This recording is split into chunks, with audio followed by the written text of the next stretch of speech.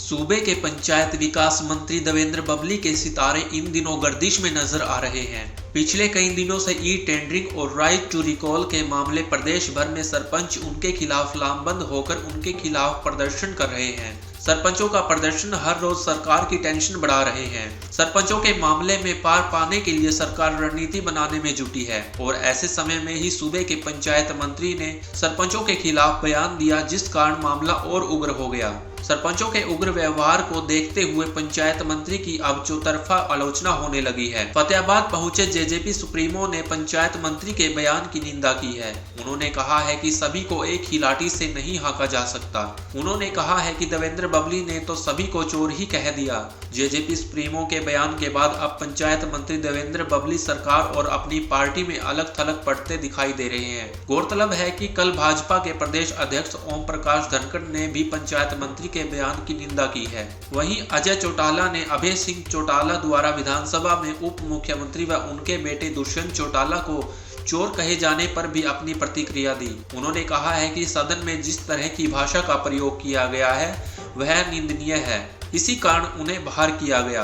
उन्होंने झूठ बोलकर सदन और जनता को गुमराह किया। 5100 रुपए पेंशन को लेकर अजय चौटाला ने कहा है कि हम निरंतर प्रयासरत हैं और अपने टारगेट को अचीव करेंगे।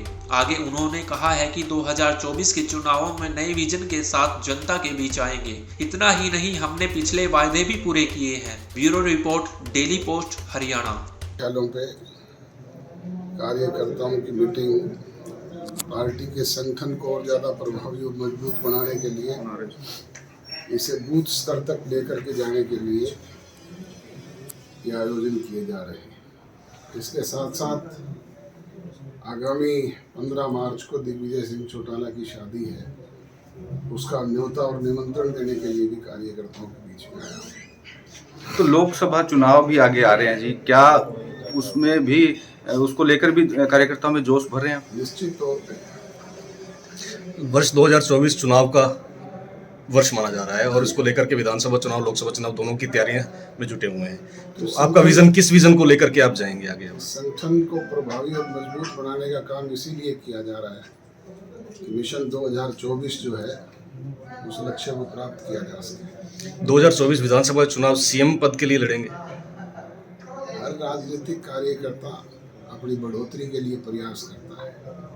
ये फैसला जनता जनार्दन पे है, निर्णय प्रदेश की जनता करेगी। धनखड़ जी ने, एक कृषि मंत्री जो धनखड़ जी हैं, उनका माफ कीजिएगा, धनखड़ जी ने कहा है कि जो बबली जिस प्रकार से बयान दे रहे हैं देवेंद्र बबली, उनको अपनी वाणी पे नियंत्रण रखना चाहिए। मैंने तो खुद ने कहा है कि उन्होंने सभी सरपंच को एक लाठी से हाँक दिया, चोर कह दिया।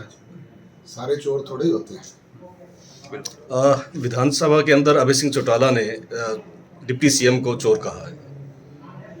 जिस तरह की भाषा का इस्तेमाल किया वो निंदनीय है, उसको किसी ने उचित नहीं समझा। और जिस तरीके से सदन को झूठ बोल करके उन्होंने गुमराह किया, प्रदेश की जनता को गुमराह किया, उसी वजह से उन्हें बाहर होना पड़ा। जेजेपी और बीजेपी का एक कॉमन मिनिमम प्रोग्राम के तहत बताया गया था कि जो पेंशन है 5100 तक पहुंच जाएगी, लेकिन अभी ये अंतिम वर्ष पूर्णकालिक बजट जो पेश हो चुका है, तो क्या लगता है कि अपने वादों पे जेजेपी? हम प्रयासरत हैं और हम अपने टारगेट को अचीव करने का काम कर रहे हैं। इनेलो एक यात्रा भी निकाल रही है जी, क्या लगता है कि कुछ बढ़ पाएगी आगे? प्रजातंत्र में सबको अधिकार है, अपना अपना काम कर रहे हैं सब।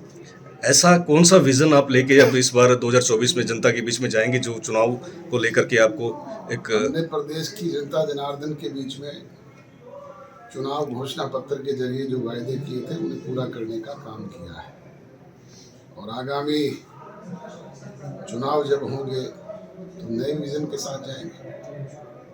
Thank you. ठीक है।